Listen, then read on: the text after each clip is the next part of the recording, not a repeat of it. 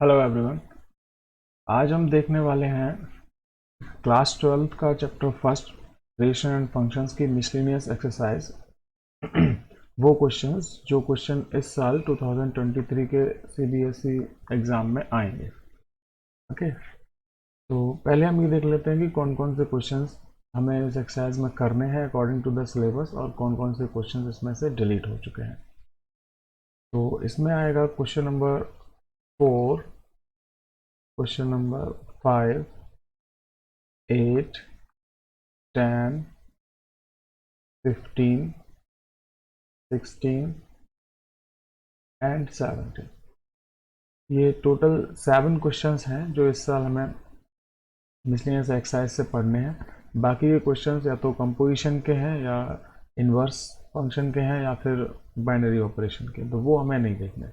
ये 7 क्वेश्चंस हमें देखने हैं, इनको नोट करना है। 4, 5, 8, 10, 15, 16 एंड 17। ओके। तो सबसे पहले हम देखते हैं क्वेश्चन नंबर 4। फोर्थ क्वेश्चन हमें दिया गया है, show that the function f r2x belongs to r such that -1 less than x less than 1 defined by fx equal x upon 1 plus modulus x belongs to r is 1 1 and on to function। Okay, तो ये जो function दिया गया है इसको हमें 1 1 on to दोनों prove करना है। फंक्शन का डोमेन है रियल नंबर, मतलब x की वैल्यू कोई भी रियल नंबर हो सकती है फ्रॉम -इन्फिनिटी टू +इन्फिनिटी। और जो फंक्शन का को डोमेन दिया गया है वो एक सेट है जो कि रियल नंबर्स का ही एक सबसेट होगा। लेकिन जो वैल्यूज आएंगी इसके को डोमेन की वो -1 से +1 के बीच में लाएगी। अब ये को डोमेन भी हो सकता है, रेंज भी हो सकता है, ये हमें बाद में पता लगेगा। अगर ये रेंज होती है तो फंक्शन ऑन टू हो जाएगा, अगर ये रेंज नहीं होती है सिर्फ को डोमेन होता है तो ये फंक्शन 1 1 रहेगा, ऑन टू नहीं होगा, मतलब इन टू हो जाएगा ये फंक्शन। ओके, तो जो को डोमेन है उसकी वैल्यू -1 से +1 के बीच में रहेगी। नाउ तो सबसे पहले हम देख लेते हैं इसको 1 1 कैसे प्रूव करना है। तो we have fx equal x upon 1 plus modulus x। तो यहाँ पे हम दो रियल नंबर्स मान लेंगे इसके डोमेन में, x1 x2 belongs to R such that fx1 is equal to fx2। ओके, तो दो ये रियल नंबर्स हैं x1 और x2 जिनकी इमेजेस हमने सेम ली हैं fx1 और fx2। अगर ये x1 और x2 सेम आते हैं, मतलब जैसे इनकी इमेजेस इक्वल हैं, वैसे ही अगर ये दोनों नंबर्स भी इक्वल होते हैं x1 और x2, तो इसका मतलब है कि दोनों रियल नंबर्स भी सेम है और उनकी इमेजेस भी सेम है। मतलब 1 1 फंक्शन तब नहीं होता है जब दो अलग अलग एलिमेंट की सेम इमेज आ जाए। मतलब अगर सेम इमेज आ रही है तो एलिमेंट्स भी सेम ही होने चाहिए, x1 इक्वल टू x2 ही आना चाहिए, तभी ये 1 1 प्रूव होगा। ओके, तो fx1 इक्वल fx2 की वैल्यूज हम पुट करेंगे तो ये आ जाएगा x1 upon 1 plus modulus x1 equal x2 upon 1 plus modulus x2। Now इसको आगे सॉल्व करने के लिए हमें ये पता होना चाहिए कि x1 x2 पॉजिटिव है या नेगेटिव है, क्योंकि मॉडुलस लगा हुआ है। तो हमें यहाँ पे तीन तरीके की वैल्यूज मिलती हैं। अगर x1 और x2 दोनों पॉजिटिव होते हैं, x1 और x2 दोनों नेगेटिव होते हैं, या फिर इनमें से कोई एक पॉजिटिव होता है और दूसरा नेगेटिव होता है। ओके, तो सबसे पहले हम केस ले लेते हैं, if x1 x2 greater than 0, मतलब ये दोनों पॉजिटिव होते हैं, ग्रेटर देन और इक्वल टू 0, क्योंकि इक्वल वाला केस भी सेम ही रहेगा। अगर ये दोनों नंबर्स पॉजिटिव हैं तो यहाँ पे मॉडुलस इसकी वैल्यू में कोई चेंज नहीं करेगा, ठीक है, क्योंकि हमारा जो मॉडुलस फंक्शन होता है वो मॉडुलस x की वैल्यू x ही देता है अगर x greater than equal to 0 होता है। ओके, क्योंकि वो पहले से ही पॉजिटिव है तो मॉडुलस उसमें कोई चेंज नहीं करेगा। लेकिन अगर x की वैल्यू लेस देन 0 होती है तो मॉडुलस उसका साइन चेंज कर देता है और x से आ जाएगा माइनस एक्स। यहाँ पे x नेगेटिव है तो माइनस एक्स पॉजिटिव होगा। तो फिलहाल हमारे दोनों नंबर्स पॉजिटिव हैं, तो इनकी वैल्यूज आ जाएंगी x1 upon 1 plus x1 equal x2 upon 1 plus x2। इधर हम क्रॉस मल्टीप्लाई कर देंगे तो x1 plus x1 x2 equal x2 plus x1 x2। Now x1 x2 x1 x2 ये कैंसिल हो जाएगा और नंबर्स आ जाएंगे x1 इक्वल टू x2। मतलब अगर इनकी इमेजेस सेम है तो ये नंबर्स भी सेम ही होंगे। ओके, मतलब अलग अलग एलिमेंट की अलग अलग इमेजेस बनी है, एक एलिमेंट की एक ही इमेज बन रही है। ओके, दो एलिमेंट की सेम इमेज नहीं बन रही है। फिलहाल ये हमने प्रूव किया है अगर x1 x2 दोनों पॉजिटिव होते हैं या जीरो होते हैं। दूसरा केस हम ले लेंगे if x1 x2 less than 0, दोनों नंबर्स ये नेगेटिव है ना। अगर ये दोनों नंबर्स नेगेटिव हैं तो x1 अपॉन 1 मॉडुलस x क्या वैल्यू देगा, माइनस एक्स देगा। तो x1 से आएगा माइनस x1 और इधर आएगा x2 upon 1 minus x2। Again हम इसको क्रॉस मल्टीप्लाई करेंगे तो x1 minus x1 x2 equal x2 minus x1 x2। तो ये माइनस x1 x2 और माइनस x1 x2 फिर से कट गया और वैल्यू आ गई x1 इक्वल x2। तो नेगेटिव नंबर्स के लिए भी सेम रिजल्ट हमें मिल रहा है। ओके, नाउ अब तीसरा केस हम लेते हैं। अगर कोई एक नंबर इनमें पॉजिटिव होता है और दूसरा नंबर नेगेटिव होता है तो पॉजिटिव के केस में मॉडुलस में कोई चेंज नहीं आएगा, मॉडुलस की वैल्यू वही रहेगी। नेगेटिव के केस में माइनस की आएगी।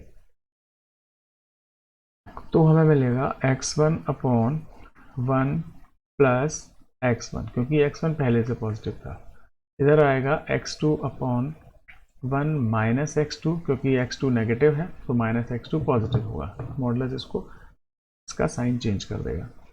अब अगर हम क्रॉस मल्टीप्लाई करते हैं तो आएगा x1 minus x1 x2 equal x2 plus x1 x2। अब ये कैंसिल आउट नहीं हो रहा है यहाँ पे, ठीक है। तो कोई बात नहीं, x1 x2 को हम राइट साइड ट्रांसफर कर देंगे, x2 को इधर ले आओ।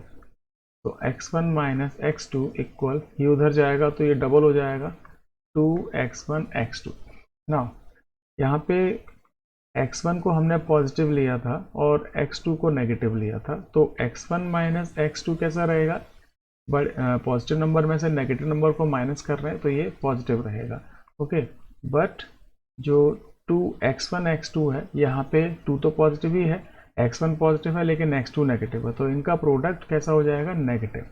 ओके, तो एक नंबर पॉजिटिव है LHS में और RHS वाला नेगेटिव है, ठीक है ना। तो ये इक्वल तो हो नहीं सकते। therefore x1 minus x2 is not equal to 2x1 2x2। Same इसी तरीके से, मतलब ये जो कंडीशन है ये रूल्ड आउट हो जाएगी, मतलब ये इनवैलिड हो जाएगी। इस कंडीशन को हम कंसीडर नहीं कर सकते क्योंकि इसमें रिजल्ट ही रियल नंबर्स पे बेस्ड नहीं आ रहा। ओके, तो इसी तरीके से अगर हम x पर, जैसे हमने x1 को ग्रेटर देन 0 x2 को लेस देन 0 लिया है, इसी तरीके से हम x2 को ग्रेटर देन 0 मतलब x2 को पॉजिटिव और x1 को नेगेटिव लेकर के भी इसी तरीके का रिजल्ट आएगा। उसमें x2 minus x1 is equal to 2x1 2x1 x2 आ जाएगा, तो वो भी रूल्ड आउट हो जाएगा। ओके, तो ये जो कंडीशन है ये वैलिड नहीं है। ओके, तो द कंडीशन या this condition will be ruled out।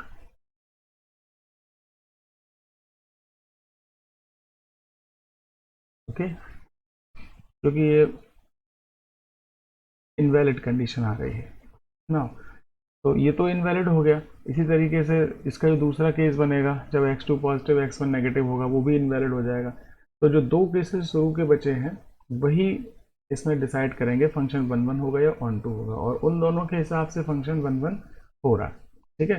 Therefore f is a 1 1 function.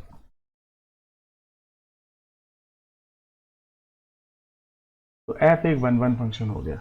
Okay, now जो ऑन टू फंक्शन हमें प्रूव करना है इसमें हमें थोड़ा सा लेंदी प्रोसेस होता है। इसको अगर हमें पहले से चीज़ें हम रफ पे अगर निकाल लेते हैं तो और भी बेटर है कि y की क्या वैल्यूज हमें लेनी है, अदरवाइज इसको हम कंप्लीट देखेंगे।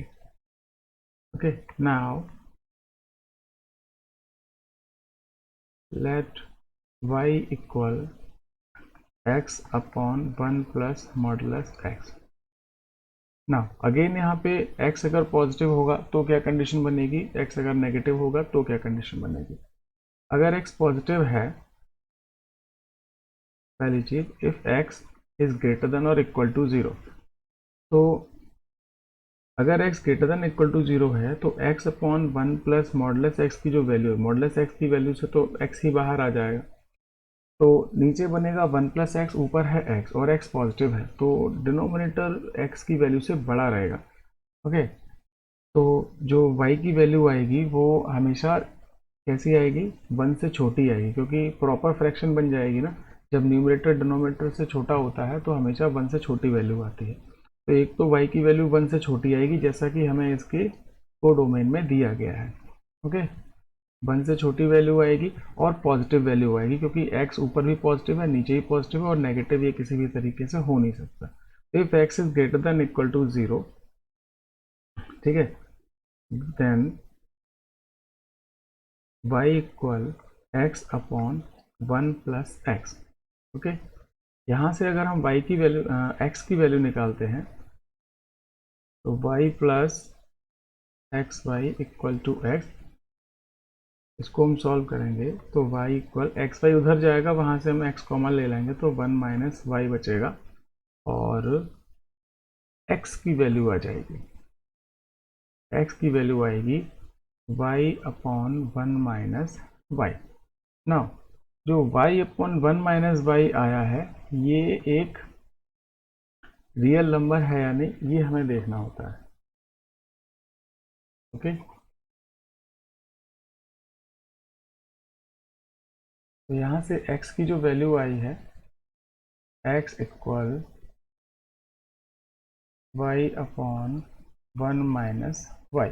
नाउ y एक वन, y क्या है, y -1 और +1 के बीच का कोई नंबर है, तो ऊपर एक रियल नंबर है, नीचे 1 माइनस वाई कभी ज़ीरो नहीं होगा, क्योंकि 1 माइनस वाई तभी ज़ीरो हो सकता है जब y की वैल्यू 1 हो, और जो y है, जो इस फंक्शन का डोमेन है, वो -1 और +1 के बीच का है, तो y कभी 1 नहीं हो सकता, तो नीचे कभी 0 नहीं आएगा, और नीचे 0 नहीं आएगा तो ये पूरा नंबर एक रियल नंबर रहेगा, मतलब को डोमेन में लाई करेगा।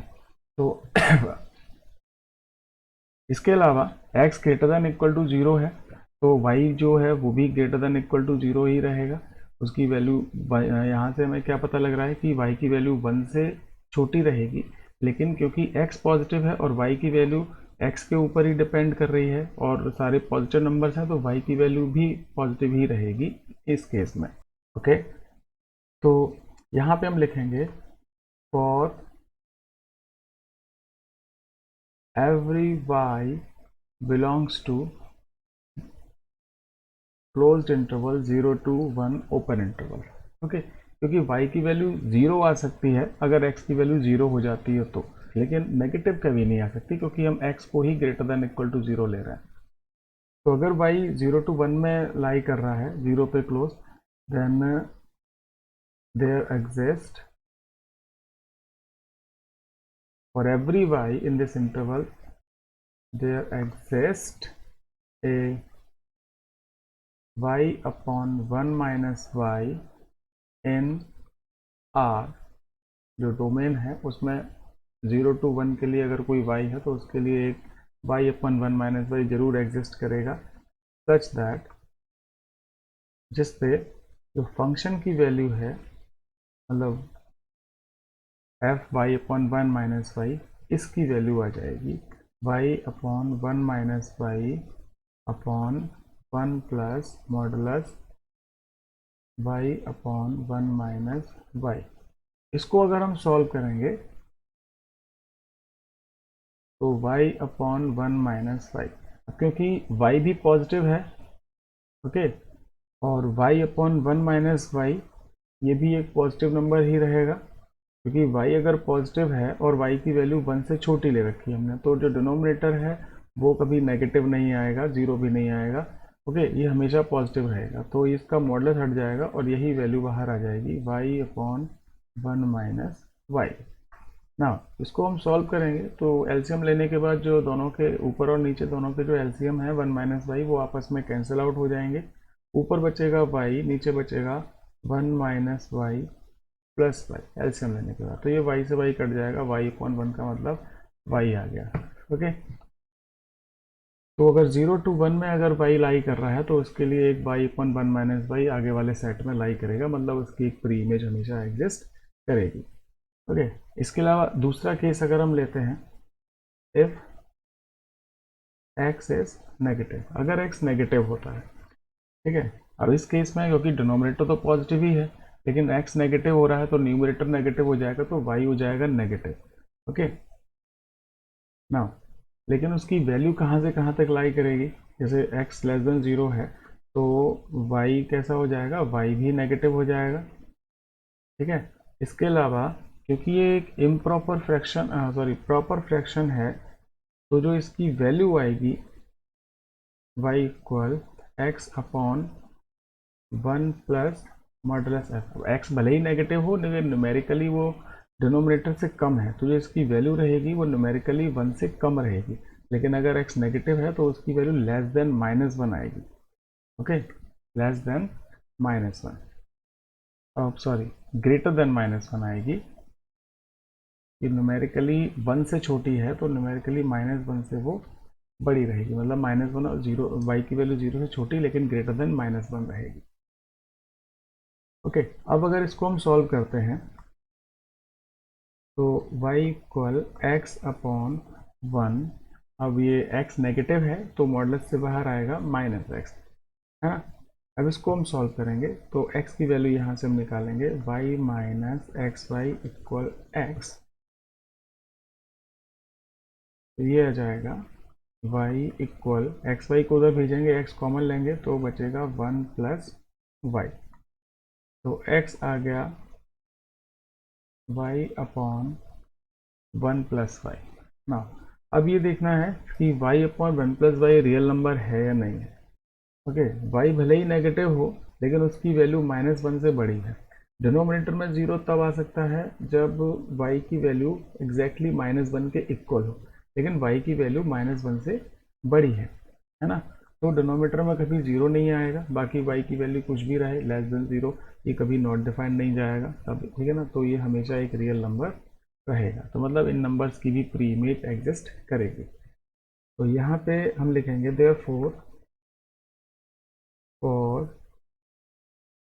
एवरी y बिलोंग्स टू, अब कौन सा इंटरवल मिलेगा हमें, हमें इंटरवल मिलेगा -1 to 0 ओपन इंटरवल, क्योंकि 0 और उसके आगे का तो हम ले ही चुके हैं और -1 से +1 तक का ही कोडोमेन है, तो -1 से छोटे और +1 से बड़े नंबर्स हमें चेक नहीं करने, ठीक है ना। तो -1, 0 देयर एग्जिस्ट, सेम वही करेंगे जो ऊपर किया था,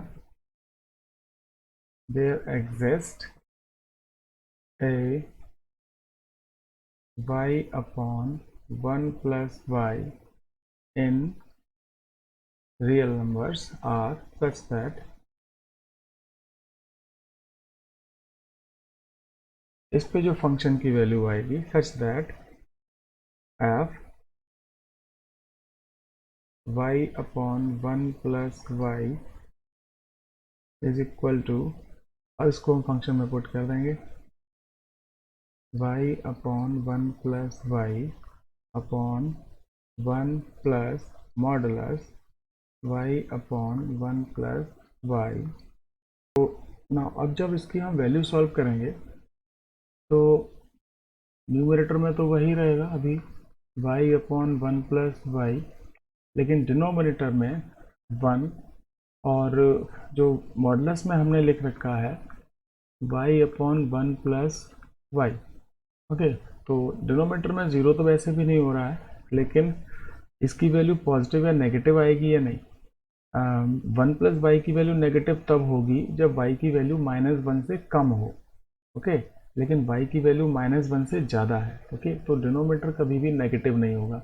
लेकिन y की जो वैल्यू है वो 0 और -1 के बीच में लाई कर रही है, तो न्यूमरेटर इसका नेगेटिव हो जाएगा, है ना। तो नीचे वाला पॉजिटिव, ऊपर वाला नेगेटिव, तो ओवरऑल वैल्यू इसकी नेगेटिव है, इसलिए मॉडुलस हटेगा तो यहाँ पे माइनस आएगा upon y, minus Y upon 1 plus y. Okay,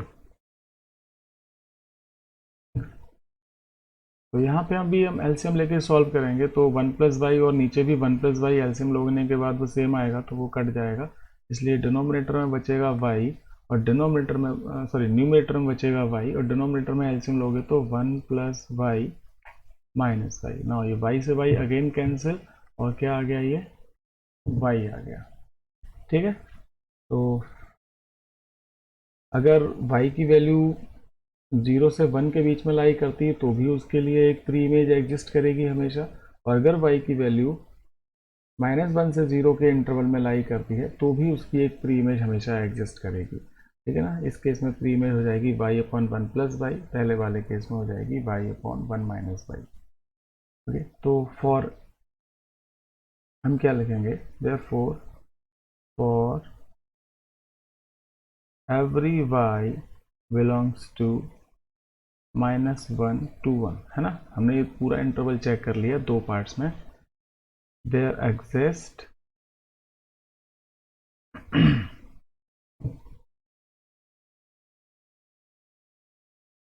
A pre image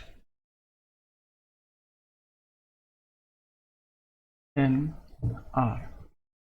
okay, there exist a pre image in R। ठीक है, तो हर एक y की वैल्यू के लिए एक प्री इमेज एग्जिस्ट कर रही है R में, therefore f is onto. तो जो फंक्शन है वो 1 1 भी है और ऑन टू भी है। Hence proved. अब हम देखेंगे इसका क्वेश्चन नंबर 5, जो कि काफ़ी सिंपल भी है। तो R2R हमें फंक्शन दिया गया है,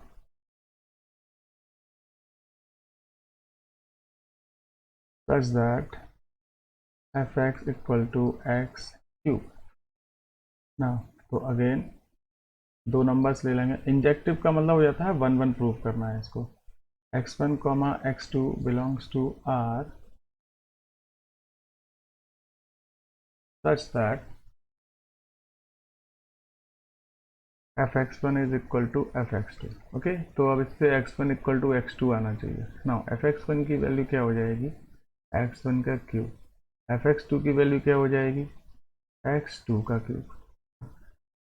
ओके, तो ये हमें पता है कि अगर मान लो हमारे पास स्क्वायर फंक्शन होता, तो स्क्वायर में क्या होता है कि दो अलग अलग नंबर्स का स्क्वायर सेम आ सकता है, जैसे -1 का स्क्वायर +1 आता है और +1 का स्क्वायर भी +1 ही आता है। लेकिन नेगेटिव जो क्यूब्स होते हैं उनमें ऐसा नहीं होता, -1 का क्यूब माइनस आता है और 1 का क्यूब +1 का क्यूब +1 आता है। ठीक है, क्यूब्स में ऐसा कभी नहीं होता कि दो अलग अलग नंबर्स के क्यूब सेम आ जाएं। ठीक है, तो अगर x1 cube equals to x2 cube आ रहा है तो x1 और x2 दोनों इक्वल होंगे तभी वो इक्वल आ रहा है, अदरवाइज दो अलग अलग नंबर्स के क्यूब कभी सेम नहीं आते हैं। तो यहाँ से हमें x1 इक्वल टू x2 ही मिलेगा। ठीक है, और छोटा सा क्वेश्चन है ये, देयरफॉर f इज इंजेक्टिव। ठीक है, बस हो गया, मामूली सा क्वेश्चन है, कोई प्रॉब्लम नहीं है। नेक्स्ट क्वेश्चन हम देख रहे हैं, क्वेश्चन नंबर 8। इसमें कह रहे हैं given a non empty set x consider px। px का मतलब है power set of x। Okay, ये x का पावर सेट दिया गया है, which is the set of all subsets of x। ठीक है, तो यहाँ पे डेफिनेशन भी दी गई है पावर सेट की, x के सारे सबसेट्स का सेट है, मतलब ये पावर सेट है। तो यहाँ एक रिलेशन डिफाइन कर रहे हैं, define the relation R in px as follows for subsets a and b। अगर x के कोई दो सबसेट्स होते हैं, a और b दोनों ही x के सबसेट्स हैं, तो वो पावर सेट ऑफ x में लाई करेंगे ना, वो आपस में रिलेटेड होंगे। That means a is related to b if and only if a is a subset of b। अगर a b का सबसेट होता है तो a b के साथ रिलेटेड होगा, मतलब a b belongs to R if A is a subset of P। तो हमसे पूछा गया if R is a equivalence relation on Px justify your answer। तो R एक इक्विवेलेंस रिलेशन है या नहीं ये बताना, ठीक है। तो ये भी सिंपल क्वेश्चन है।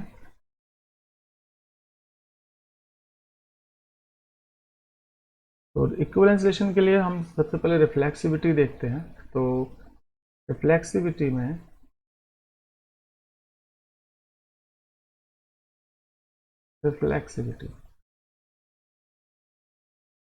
तो हम देखेंगे सिंस जो कोई भी सेट होता है तो अपना खुद का तो वो सबसेट होता ही है। तो every set is a subset of itself, therefore A is a subset of A for every A belongs to X। मतलब X सेट में जितने भी X के जितने भी सबसेट्स होंगे फॉर X की जगह यहाँ आएगा PX। तो पावर सेट ऑफ X में X के जितने भी सबसेट्स होंगे जिनको हम A से रिप्रेजेंट कर रहे हैं तो वो अपने खुद के तो सबसेट होंगे ही होंगे। तो हर किसी सेट का अपने खुद के साथ रिलेशन जरूर बनेगा। Therefore A, A belongs to R for every A belongs to P। ठीक है, ये रिफ्लेक्सिव की डेफिनेशन होती है। तो ये प्रूव हो गया। Therefore R is a reflexive relation। R is reflexive। Okay, now अब हम इसकी सिमेट्री देखेंगे।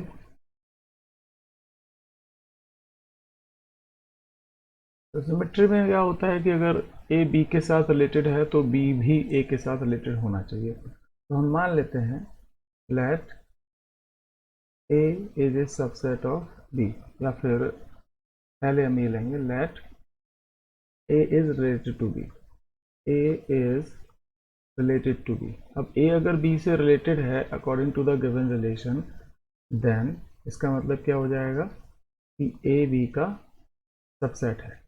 ओके, नाउ अब अगर ए बी का सबसेट है, ए और बी दो अलग अलग सेट्स हैं, तो क्या पता बी ए का सबसेट है कि नहीं है। तो हमें इस बारे में इंफॉर्मेशन नहीं है according to the question given कि बी ए का सबसेट है या नहीं है। But B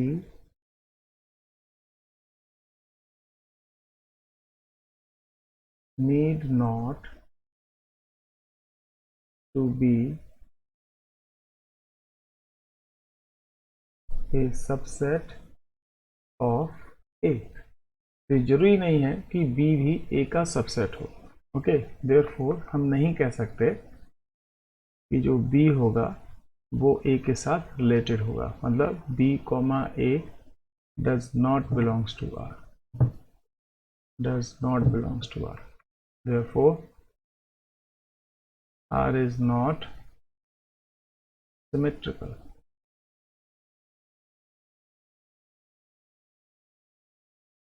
R is not symmetric।